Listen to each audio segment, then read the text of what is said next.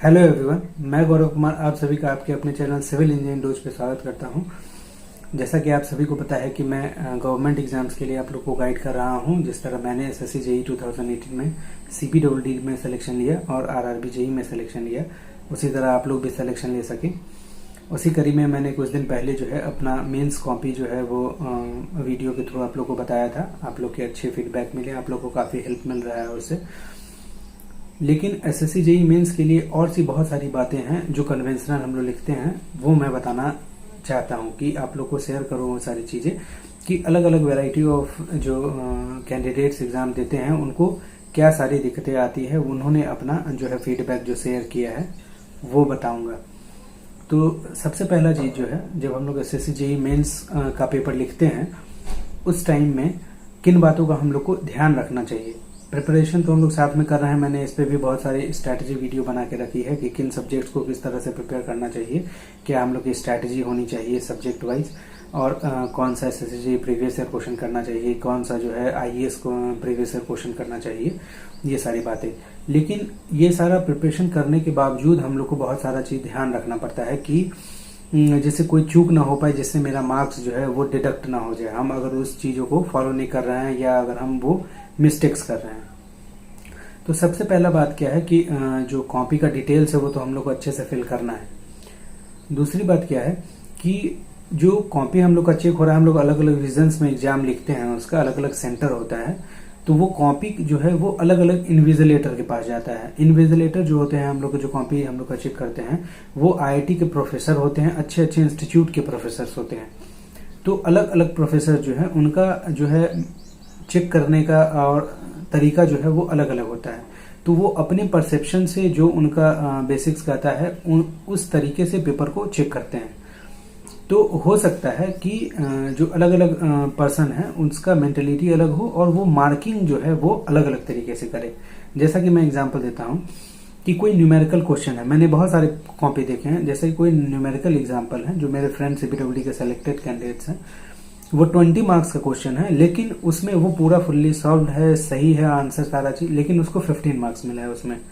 बहुत ऐसे भी बच्चे हैं जिसे जो है अलग रीजन में वो पेपर दिए थे, उनका 18 मार्क्स मिला है। और बहुत ऐसे भी बच्चे हैं जिनको उसी क्वेश्चन में सारा चीज सही होने के बावजूद उन्हें जो है 12 मार्क्स मिला है। तो इसीलिए वो वेरी करता है। तो मैं ये बात इसलिए बता रहा हूँ क्योंकि स्टेप मार्किंग का जो प्रोसेस है वो अलग अलग जगह में अलग अलग इन्विजिलेटर पे डिपेंड करता है, वो सब जगह सेम नहीं हो सकता। या हम लोग एक बेसिक जो है रूल बना के नहीं कन्वेंशनल पेपर में रख सकते हैं कि आपको इतना लिखा है तो आपको इतना मार्क्स देना पड़ेगा। वो टीचर्स के इन्विजिलेटर के लिबरलाइजेशन पे वो कितना लिबरल है उस बेसिस पे वो मार्क्स देते हैं। ठीक है, तो ऐसा नहीं है कि जो है स्टेप मार्किंग जब हो रहा है तो वो ऐसा है कि अगर सिर्फ आंसर गलत है तो अगर वो आपके फेवर में आ गया वो तो आपको मार्क्स मिल जाएंगे। लेकिन ऐसा भी होता है कि बहुत लोग 0 मार्क्स भी देते हैं। मैं ये सारी बातें इसलिए बता रहा हूं कि आप लोग अपने पेपर में जो है इतने स्ट्रिक्टनेस के साथ पेपर लिखें कि ये सारी गलतियां ना हो, इसको अवॉइड करें। और ये सारा चीज अवॉइड करने के लिए मैं बताऊंगा कि ये टेस्ट सीरीज से होगा कि टेस्ट सीरीज हम लोग जब लिखेंगे तो उससे वो जो सिली मिस्टेक है या कैलकुलेशन मिस्टेक है ये सारी चीजें नहीं होंगी, कि आप लोग को जो है आप लोग अगर सही लिखे हैं तो आप लोग को प्रॉपर मार्क्स मिलने का जो है फुल चांस रहे। अब यही टेस्ट सीरीज जो है आप लोग को टाइम मैनेजमेंट में भी काम आएगा कि बहुत लोग ये पूछ रहे थे कि टाइम मैनेजमेंट कैसे करें पेपर के लिए, कन्वेंशनल के लिए। तो टाइम मैनेजमेंट जो है वो इसी तरह होगा, टेस्ट सीरीज हम लोग देंगे, चेक करेंगे जो विद इन टाइम हम लोग कर पा रहे हैं या नहीं, किस पोर्शन में दिक्कत आ रहा है। क्योंकि अगर हर बार अगर आप टाइम को मैटर करते हुए अगर पेपर देंगे तो आप लोग को अपनी गलतियां पता चलेगी कि कितने टाइम में हम लोग किस तरह के क्वेश्चंस को कर पा रहे हैं। और क्वेश्चन जो हम लोग को करना है मैं पहले भी बता चुका हूं सारे वीडियोस में कि मेंस के लिए आप लोग जो अपना स्ट्रैटेजी रखें उसमें जो न्यूमेरिकल क्वेश्चंस रहे उस पर फोकस करें कि न्यूमेरिकल हम लोग को करना है, उसमें सबसे ज्यादा चांसेस होते हैं फुल मार्क्स मिलने के। तो ये चीजें हैं।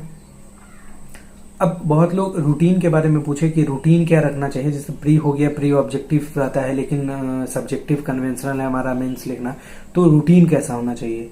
तो रूटीन जो है मैंने रूटीन पे भी वीडियो बना के रखा था, लेकिन मैं बोलना चाहूंगा कि रूटीन जो है वो पर्सन टू पर्सन वैरी करता है। आप अपना रूटीन बना सकते हैं। बहुत लोग ऐसे भी होते हैं जो खुद का ही रूटीन फॉलो करते हैं, और यही बेस्ट है कि आप अपना रूटीन बनाएं, आप जिसमें फिजिबल आपको लगता है जो प्रोसेस। ऐसा नहीं है कि जो है सुबह उठ के जो है पूरा कंटिन्यूस जो एक शेड्यूल बनाते हैं वही होना चाहिए, फ्लेक्सिबल होना चाहिए और अपने अकॉर्डिंग, जिससे मिनिमम टाइम देके आप मैक्सिमम जो है गेन करके उसको क्वालिटी कंटेंट तैयार कर सके, उस तरह का आप लोग का रूटीन होना चाहिए, सीरियसनेस होना चाहिए, जिस तरह से आप लोग उस चीज को अचीव कर पाए। तो रूटीन जो है, और अगर दिक्कत आता है तो आप लोग बहुत सारे वीडियोस देखते हैं, उसमें एक कॉमन जिस्ट निकालिए, कंक्लूजन निकालिए जिस जो आपको सूट करता हो, जो आपको फेवरेबल हो। ऐसा नहीं कि रिलैक्स और इजी वे में जो है मतलब चल रहा है उस तरह से, लेकिन उसको जो रिक्वायरमेंट है उस बेसिस पे आप उस रूटीन को फॉलो करें। एक और इम्पोर्टेंट बात है कि जब हम लोग पेपर लिखते हैं, जब 18 का जब रिजल्ट आया था तो बहुत लड़के के जो है जो आरटीआई से कॉपी मंगाए थे, उसमें उन्होंने देखा कि मार्क्स जो है जब कैलकुलेट किए वो लोग, मैंने भी जो अपना कॉपी दिखाया था उसमें बताया कि 181 मार्क्स जो उन लोग कैलकुलेट किए, फिर रिकैलकुलेट करके उसी टाइम 191 मेरा बन रहा था तो 191 दी। तो उसी तरह बहुत बच्चों का कैसा था कि 170 मार्क्स आ रहा था, लेकिन जब फाइनल काउंट कर रहे थे उन लोग तो 170 आ रहा था, लेकिन कैलकुलेटेड मार्क्स 142 था। तो ये बहुत बड़ा गैप हो जाता है। तो इसके लिए जो है सारे बच्चों, जो भी बच्चों का ये प्रॉब्लम था, उन्होंने एसएससी में जाकर रिप्रेजेंटेशन दिया कि ऐसा इशू है, ऐसा मेरे पास कॉपी है, आप कैलकुलेट करके चेक कर लीजिए। उसके बाद आप लोग देखे होंगे कि बहुत डिले किया गया इस प्रोसेस को, क्योंकि फिर से रिकैलकुलेशन किया गया सारे बच्चों का, और लास्ट में आप लोग रिजल्ट के साथ देखे होंगे कि 218 बच्चों का जो है फिर से रिवाइज करके मार्क्स आया। कुछ बच्चों का बाद में फिर से डॉक्यूमेंट वेरिफिकेशन हुआ। तो ये सारा चीज भी जो है एसएससी में जब हम लोग लिखते हैं, वो कोई भी एग्जाम हो, मतलब एसएससी के थ्रू ये प्रोसेस होता है। अगर दिक्कत है, मतलब आप कैलकुलेशन से चेक कर रहे हैं, अगर दिक्कत आ रहा है तो एसएससी में जाके आप रिप्रेजेंटेशन देखिए, उसका सोल्यूशन ले सकते हैं। तो ये तो ओवरऑल मैंने जो भी इम्पोर्टेंट कुछ बातें थी एसएससी मेंस के लिए वो मैंने आप लोगों के साथ शेयर किया है। और इसी तरह मैं और सारी इन्फॉर्मेशन जो है, जो मैंने पूरे अपने जर्नी में फेस किया है, जो और बाकी लोगों को जो है दिक्कत ना हो, वो मैं बताऊंगा। जैसे कि बहुत लोग बोल रहे थे एसएससी जेईई जो प्रीलिम्स कैसे हम लोग स्टार्ट करें, जो कॉलेज गोइंग स्टूडेंट है, डिप्लोमा स्टूडेंट्स है, तो वो उस पर मैंने सोच रहा हूँ कि कुछ वीडियोस बनाऊं। बहुत लोगों को ऐसा है कि गवर्नमेंट एग्जाम्स का ही प्रिपरेशन करना है, उसके बाद कॉलेज खत्म हो गया, वहां से प्लेसमेंट नहीं हुआ और फिर हमारे पास कोई ऑप्शन नहीं बनता है। क्योंकि मैंने पूरा ये फेज देखा है, तो मुझे क्या क्या ऑप्शंस और हैं वो पता है, वो चीज भी हम लोग कर सकते हैं। तो उन ऑप्शंस को भी आप लोग के साथ रखूंगा। तीसरा चीज कि जो अलग अलग टीयर का एग्जाम होता है, हमारा डिफरेंट एग्जाम्स होता है इंजीनियरिंग बैकग्राउंड का, उसमें कौन कौन सा हम लोग एग्जाम्स दे सकते हैं जो हम लोग के ब्रांच से रिलेटेड है, वो सारी बातें। और सिविल इंजीनियरिंग में किस तरह का पूरा अभी का जो है करंट सिचुएशन में पूरा चल रहा है, सिचुएशन जो हम लोग का है, जो गवर्नमेंट एग्जाम्स के लिए, प्राइवेट के लिए क्या सिनेरियो है, किस तरह से हम लोग अप्रोच कर सकते हैं इन चीजों के लिए, उन सारी बातों पे भी बात करेंगे।